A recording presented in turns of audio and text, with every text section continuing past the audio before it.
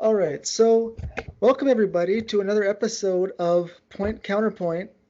And today I've brought on a guy from Bloodstained Men, and I'll just let you introduce yourself here. Hi, I'm Harry Guiremand. I'm with the Bloodstained Men and Their Friends, a nonprofit organization dedicated to protecting boys from genital mutilation. Yep. All right. So how was it that you originally got into this organization? Well, when I was a teenager, I realized that I had been injured by circumcision. There was a scar on my penis, and I had never asked to have part of my penis removed. And from that point on, I knew that there was something funny going on here, that people would damage me in this way. Uh-huh. And when the Bloodstained Men formed, I had my first chance to join one of their protests in the summer of 2014, and I was glad to be with people who see the world the way I do, that boys have a right to their own bodies. Yep. Okay. And where's Bloodstained Men based normally? Or it's based in Davis, California. Okay. Interesting. All right. But we're from all over the country. We're from all over U.S. and Canada. Mm-hmm. All right.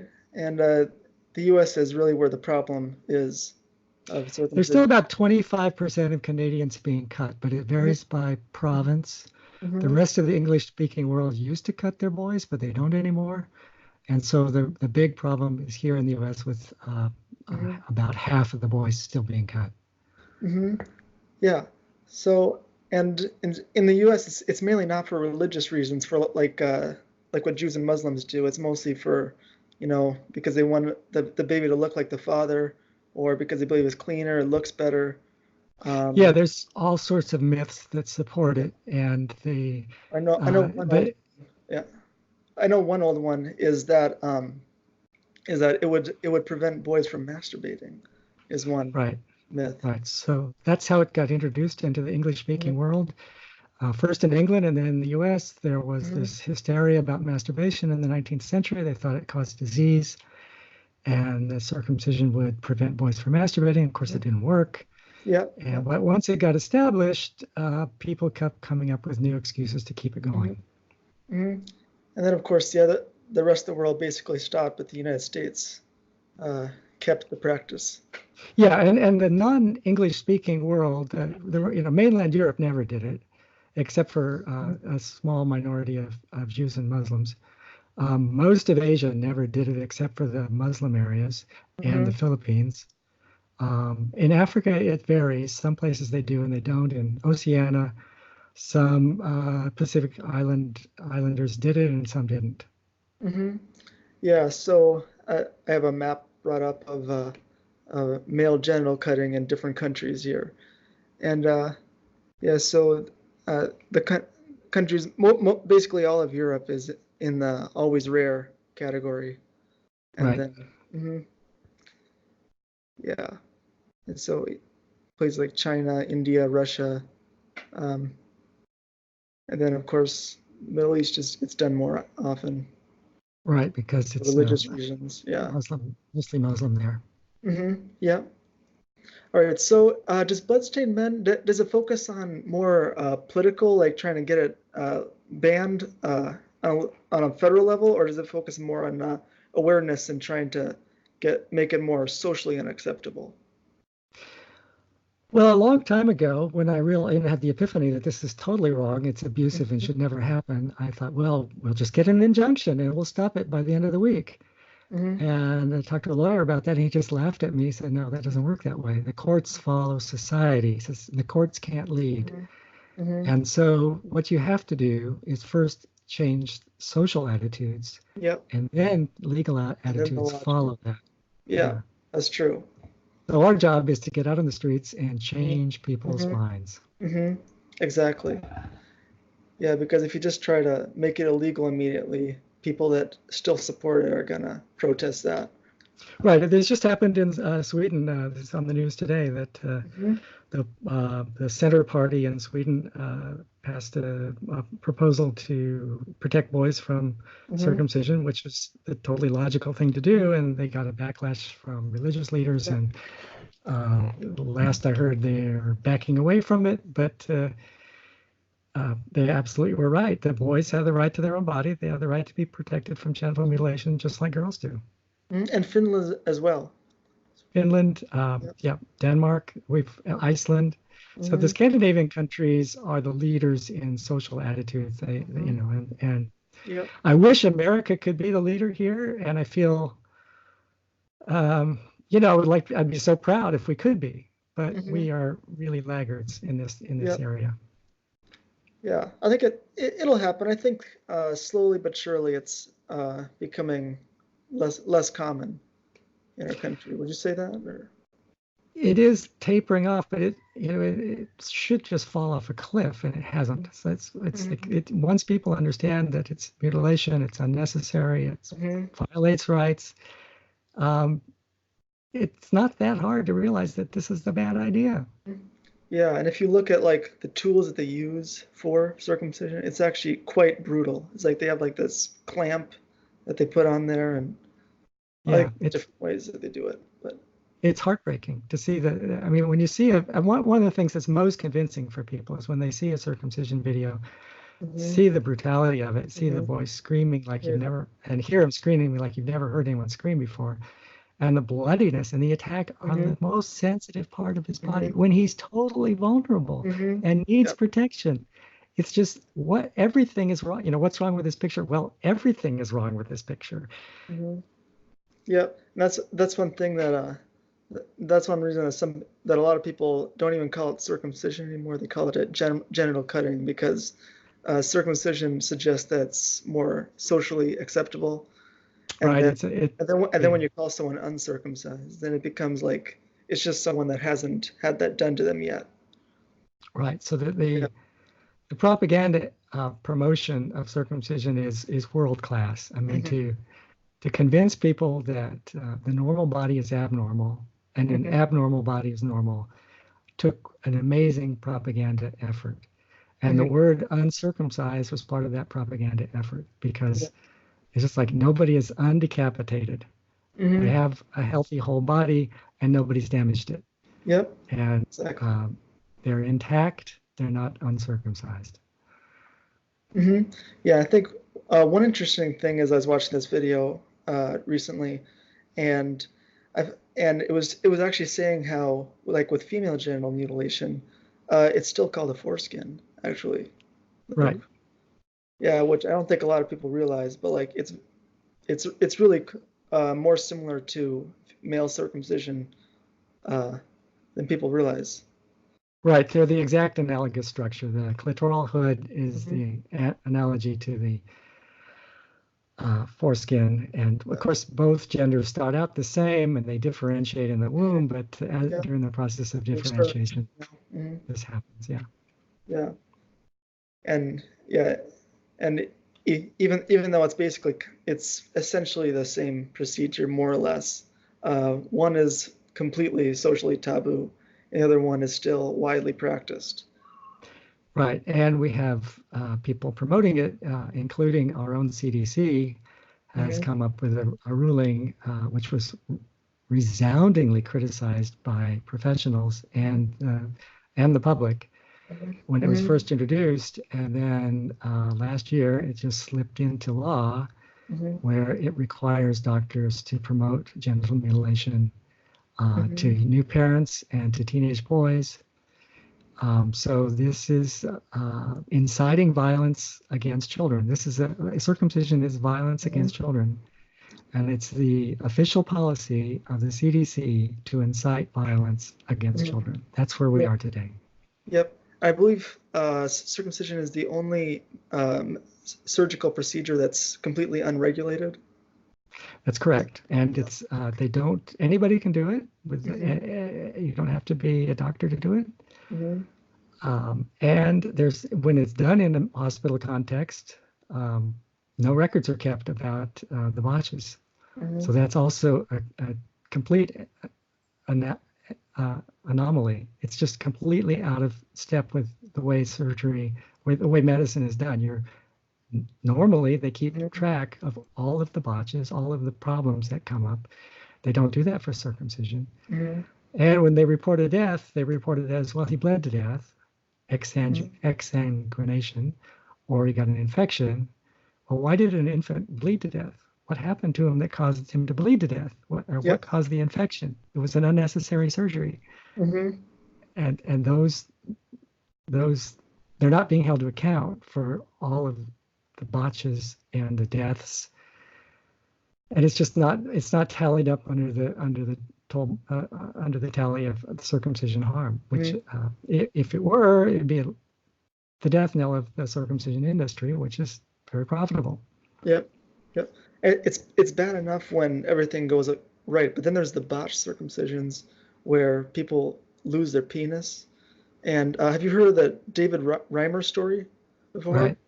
Yeah, which was just a terrible story, where just for anybody that hasn't heard of this, but basically there was a circumcision. It was botched. He lost his penis, and so then they started to raise him as a female, essentially, and basically he was trying to, like, they raised him as a female, and then he was trying to, like, tell his parents and stuff that he really wasn't a female, and they were, like, forcing him into these positions, in these compromising positions with his brother, to try to get him to not be a male. And then he had all these emotional problems. Eventually he got the surgery to go back to being a man, and then he had some emotional problems. He did get married, and then he killed himself. And then I believe his mother did too. I didn't hear about his mother. He had actually showed up at the doctor who cut him his house with a pistol and was going to shoot that doctor, and broke down in tears. Didn't shoot him. It's a tragic story of abuse layered on abuse layered on abuse. And one researcher, John Money, got made hay on this because the victim had a twin brother who was circumcised at the same time, but was raised as a male because he didn't lose his penis. They used these brothers as proof that gender is a completely social construct. It has nothing to do with the body. And this absolute fraud went on for years. And John Money made his career on it. And unfortunately, this was cited by feminists that said, well, gender is completely, a social construct, has nothing to do with biology. Well, it's just not true. The fact that everything went wrong for this poor man proves it. And so there's just been fraud and abuse layered on fraud and abuse with that sad story. It's just one thing after another with that story. There was a really good book published about it called As Nature Made Him. I think the author was John Colapinto or something like that, but As Nature Made Him, it's a really good book, easy to read, and he did a good job of describing what happened. Okay. Where was it? And he's not the only suicide related to circumcision. We hear of men who are so upset by their circumcision that they eventually commit suicide. There was one recently in Canada. It was a young man. He was convinced by an unethical doctor that he should be circumcised when he could have been treated more conservatively. His life just unraveled after that. He ended up in suicide. And this happens more than people realize. And those need to be counted as circumcision deaths, even though they happen to an adult. That man's life was completely destroyed by the fact that he was a genital mutilation victim. And we need to face that. So, and then, it's just completely terrible, the effects that it has on people emotionally and physically, of course. So I have a few quotes from some of these people that were circumcised, and they say stuff like, I was just a baby. I couldn't stop them. I can't accept that someone did that to me. It's like I've been raped, sexual abuse. It has negatively impacted all my relationships. And this is from I didn't want, I didn't do what was right for my first son. That wasn't done right for me either. When does it stop? And then this act of male genital mutilation, whether it's a cultural or religious or personal choice, I think is nothing but a scar of betrayal. That's right. It is a betrayal, and Yeah. it's one reason why it's so hard for people to face, for men to face who are victims, is that to face not only the damage to their most private part and all of that implies, but the fact that the people that were supposed to protect him, injured him, and it's a devastating realization. It just hurts. It just hurts so much. Yeah. I think another lie that people spread a lot is that it's cleaner, it's easier to clean, which is just completely not true. Just right. It's not hard to clean when it's intact. I point out that if somebody were to tear out all of your teeth, your mouth would be cleaner because there would be no food particles getting caught, and you wouldn't have to brush anymore. Wonderful. But then you don't have any teeth. Maybe that's an issue. And if you did it without asking, maybe that's an issue. Or else that it reduces the transmission of STDs. But then I saw this one study where there was a case where it was believed that a guy that was uncircumcised transmitted HPV to his partner, and but then it was found out that she actually had a different strain of it than he did, so it wasn't actually from him. So it's another. Yeah, the HPV study that first got it going was flawed in that they were using a religious community who were very conservative in their sexual practice as the circumcised sample set, and people who were not members of a conservative religious community who were less or were more promiscuous as the other set. And the reality is that HPV is tied to the number of partners. If you control for the number of partners, there's no benefit from genital mutilation. Yeah. And the overarching reality test is that in Europe, which is similar in many ways to the US, except almost all the men are intact, they have less sexually transmitted infections, less HIV. If circumcision were preventing or protecting you from these things, the opposite would be the case. Cut America would be the one with the better sexual health. We're not. So the real world is the ultimate test of any hypothesis. In the real world, all of these claims fall apart.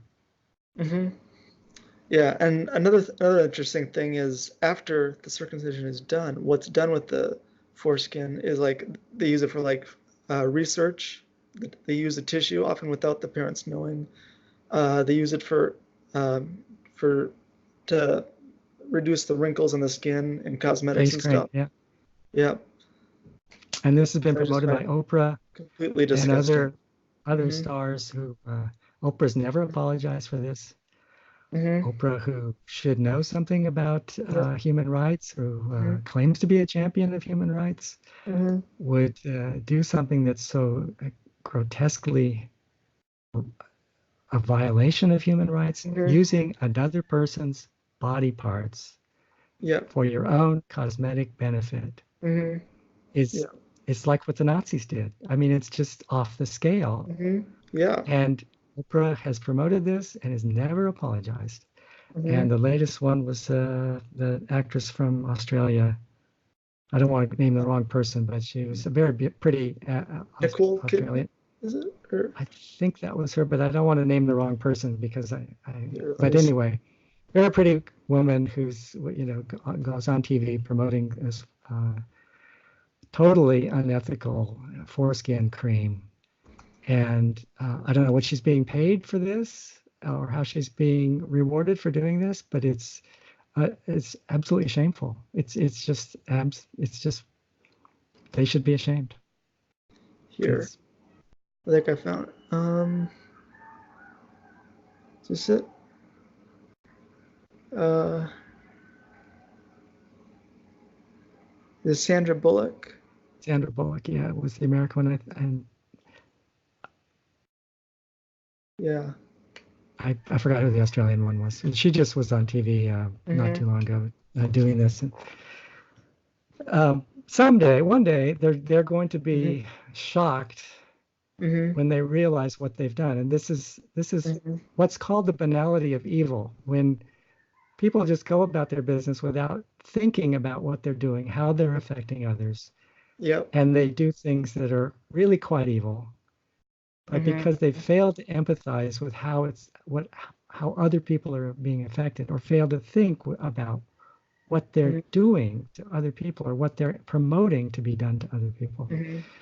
This is the banality of evil, and this was an idea that developed in the aftermath of the Holocaust. That uh, Hannah Arendt, a philosopher, went to the trial of Adolf Eichmann to see, well, who is this man? What's going on here? Mm-hmm. People were expecting some kind of supervillain, some kind of larger than life monster.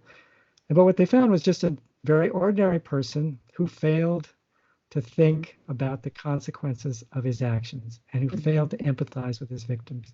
Yep. And she presented the term, the banality of evil. This is where evil really happens. It's with ordinary people, not supervillains, Mm-hmm. ordinary people not living up to their full humanity. And every doctor who cuts a baby is perpetuating the banality of evil. They Mm-hmm. need to see what they're doing. They need to look what they're doing with their own hands and say, my God, how could I be doing this? Mm-hmm. Yeah, and they think they're doing something good. Like they've just been trained to think that, this is something that's healthy for the baby. They think they're reducing like the risk of penile cancer or the transmission of HPV or other STDs. And they're pocketing money. So it's Yep. easy to believe what they're told, Yep. because they're, Yep. it's, Exactly. it's paying for their new car. Mm-hmm. So, and if you do a lot of circumcisions, you make a lot of money. I mean, it's good money Mm-hmm. Yeah. for Yeah. easy operation. Easy for the doctor, not for the patient. Mm-hmm. I know that I'm not sure how big the movement is yet, but I know that there are a number of like Jews and Muslims that are actually starting to oppose it now.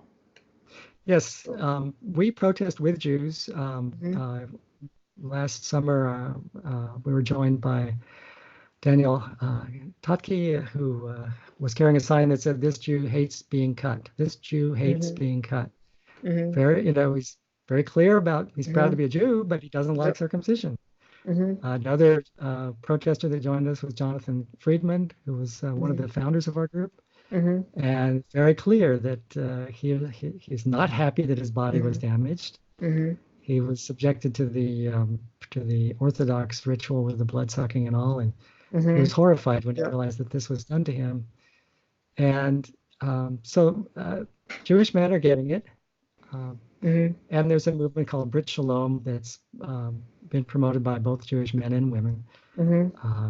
to welcome the new boy into the community without any cutting. Uh-huh. And so this is a great development. Yeah. We're not a Jewish focused organization. Mm-hmm. We're open to all. Mm-hmm. We do occasionally get Muslims coming up to talk to us at our protests. Mm-hmm. We would love to see, of course, more movement in the Muslim community. We haven't seen Mm-hmm. as much as we've seen in the Jewish community, but Yep. there is hope. It's not like everybody's just rolled over and died and said we can't do anything about this. They are trying to do something about it. Mm-hmm. Yeah. Okay, so I think that's most of the stuff I wanted to cover. I think one of the last things I wanted to say was how I found out about this group. And actually, I was watching Tosh.0 on Comedy Central, and so then I saw the interview on there with him. Yeah, that was a great Yeah. interview with Brother Kay, our founder. Yeah. Yeah, he really handled that well. It was just Hmm. funny and It's fun. informative. Hmm. Yeah. This is a topic that's very hard to Hmm. have humor in, because Hmm. it's about child abuse. Hmm. It's about a violation and painful realities, and you can't really make light of child abuse. It's not a funny thing. So the Tosh presentation, they did a good job. I mean, for Comedy Central, it was pretty informative, and I think I don't know how you responded, but it sounds like you enjoyed it. Yeah, it got me interested in the program. Like, this sounds interesting. I should try to get someone from the group on the show. Yeah. Yeah, I thought Daniel Tosh did a good job on that. Yeah, he did. We sometimes you never know when you go in front of the media what they're going to do with what you give them. So he did a great job. Did you get many new supporters after the show, or? There was a definite uptick in interest. Yeah, definitely. Interesting. Yeah. Okay. Are there any closing remarks that you'd like to say, or? If you're a young person and you haven't thought about it, look at American Circumcision on Netflix or Sex and Circumcision, an American Love Story on YouTube. These presentations are very good at explaining the problem and why you don't want to cut a son if you're lucky to have a son. And he'll thank you later. And you don't need to do unnecessary surgery to your baby. He's born just fine the way he is. Yep. And the other thing is, don't let anybody forcibly retract his foreskin. That's very harmful, and that's a second chance that the circumcision industry has at cutting boys is by forcibly retracting their foreskin and injuring them that way, and then saying, oh, well, now we have to circumcise him. So you need to be very protective, both when he's born and anytime he goes in front of an American doctor. Make sure that nobody's forcibly retracting him. Once he's up to teenage, he'll be happily enjoying his foreskin, and he'll be home free and safe. Okay. And he'll thank you. He'll thank you for protecting him. Okay. And where can people find Bloodstained Men? Yeah, we're at bloodstainedmen.com. Yep. On the web, and we also have a Facebook page, Bloodstained Men and their friends on Facebook. And both are. Yep. Okay. Well, thank you for coming on today, Harry. It's been great to talk to you, Christopher. Thanks for giving me a chance to talk to you. Yes. All right. You have a good day. Okay. Take care. Bye-bye.